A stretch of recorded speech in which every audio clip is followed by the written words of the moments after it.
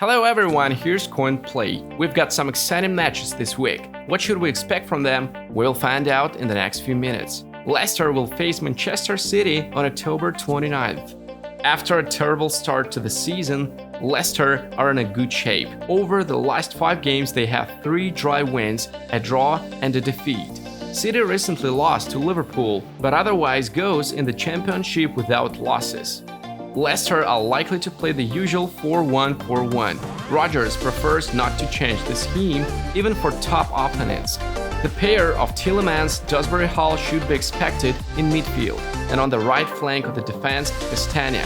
Man City will no doubt play a 4-3-3. Guardiola's squad is sometimes difficult to predict 100%. But the key players, De Bruyne, Rodri, Diaz, Cancelo, are likely to be in the lineup.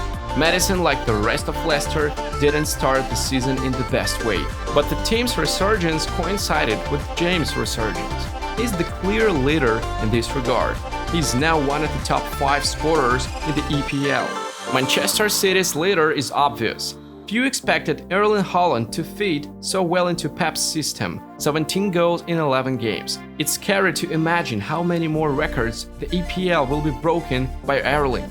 In the last 8 face-to-face meetings, City have 6 wins and 2 wins for Leicester. The last draw between these teams in the Championship was back in 2015. Manchester City is playing at its usual high level, in only embarrassment in the loss to Liverpool and the gap from Arsenal, albeit by 2 points. Leicester, after a terrible start to the season, seem to have got their game together and have already left the relegation zone. Ruud Langad believes that Guardiola's team will possess the ball at least 65% of playing time. But the Foxes may be enough because the Foxes, despite their low position in the table, occupy the 6th place in terms of goals scored, and City concede an average of 1 goal per game. Manchester City will play football and let Leicester play.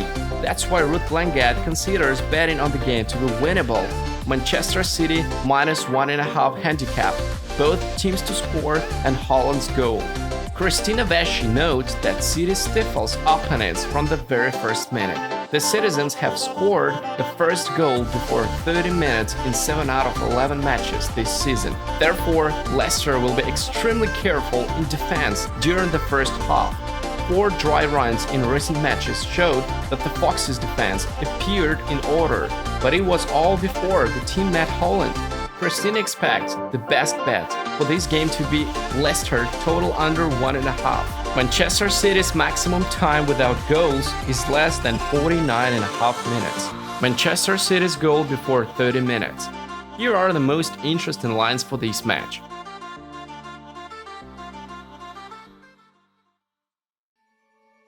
Barcelona will come to the Mestalla to play Valencia on October 2019. Barcelona in the championship has a good series with the only loss to Real Madrid. Valencia, on the contrary, could win only one of the last 5 matches. Gennaro Gattuso, like Javi, prefers to play in a 4-3-3 with Gaia and Correa on the edges of the defense. In the attack, we again expect to see the main young talents of Valencia, Samuel Lino and Yunus Musah. Javi is also unlikely to move away from his usual 4-3-3, it's not his style. We should expect a typical 3 in midfield, Pedri, Busquets and Gavi or De Jong.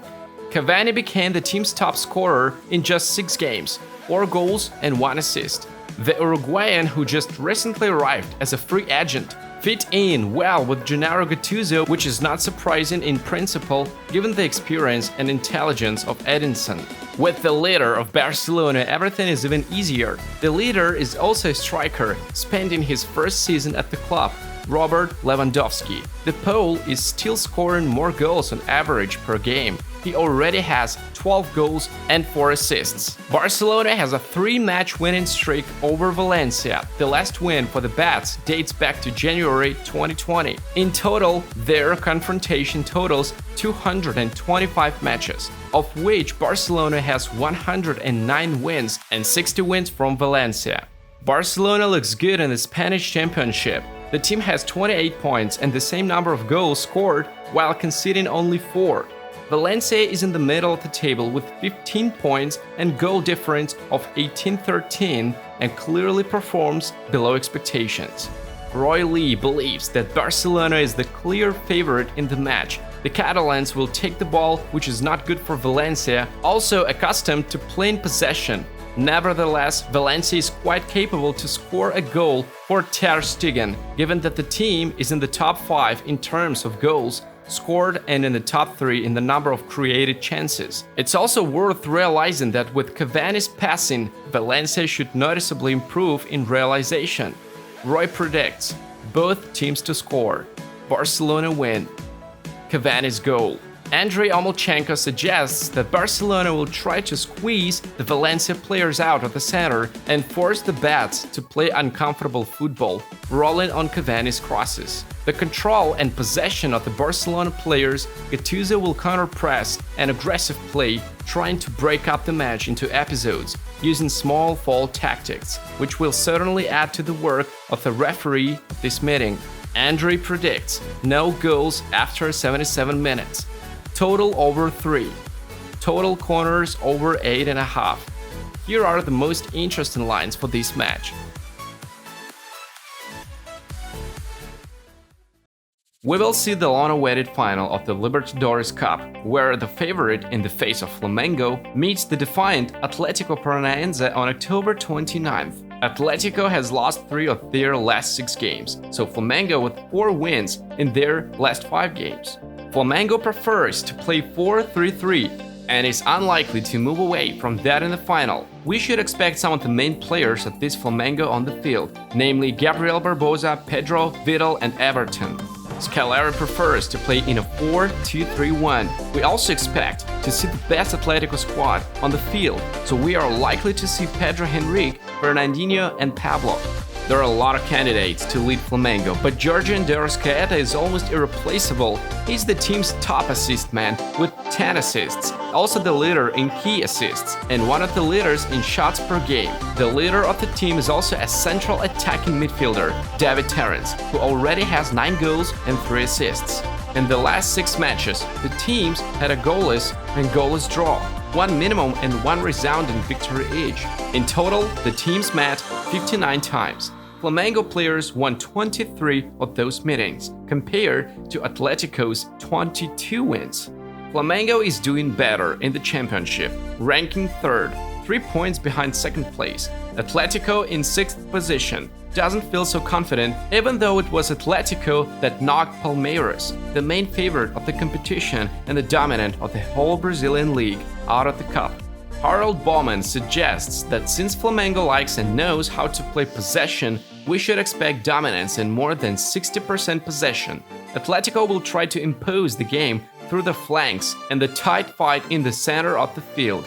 A large number of Flamengo's attacks and Atletico's flank feeds are expected to lead to a large number of corners. Provided 1 goal from Flamengo, Atletico will be forced to open up, which could lead to a 2nd conceded goal.